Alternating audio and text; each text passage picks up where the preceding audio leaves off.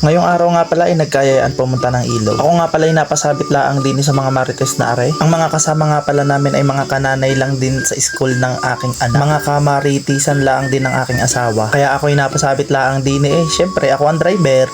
Natural kasama ako. Ari nga ay kahapon pa nila pinagpaplanuhan na dini daw ay magluluto sa ilog. Kaya medyo maaga-aga pa yan pagpunta namin ng ilog at dito na nga rin nagluto. Dahil ngayong araw din naman ay wala ding pasok ang mga bata. Kaya ayun yung mga bata babad na naman sa ilog ngayong araw. Sabagay sa init nga naman ng panahon na are. Ay siya kasarap nga naman magbabad ngayon sa ilog. Tapos sasabayan pa ng garning pagkain. Ay kasarap nga naman lantakan yan mamaya. Habang busy nga pala aring mga martes na rin sa pagluluto ay ito nga ang mga bata. Kanya-kanya nga lubluban na sa ilog at sobrang kasarap nga naman ligo ngayon dito. Solo nga pala namin ngayon ng ilog dahil wala namang ibang naliligo. Sigurado ari mga bata na ari simula nung lumusong ay sigurado mamaya pang ahon na rin pagpauwi na. Sigurado kahit ngatal na ang baba ng mga batang ari ay hindi pare aahon. Enjoy naman ng mga bata ay sa pagligo. At ito na nga guys, naluto na ang aming mga pagkain dito sa ilog. Madami-dami nga pala aring mga naluto ng mga marites na iyon. Merong inihaw na isda, meron ding pritong tuyo, tapos meron ding pakbet, saka yun, inihaw na talong at pritong talong.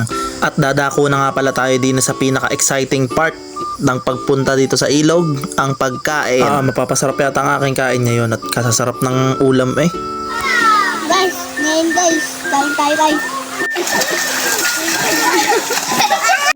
Habang nagkakatuwaan nga pala aring mga martes na rin, ako'y lumalantak ng kain din. Siya, paano? Ako'y lalantak muna ng kain din sa Gedli. Pagkagarning mga ulam talaga nakakasira ng diet.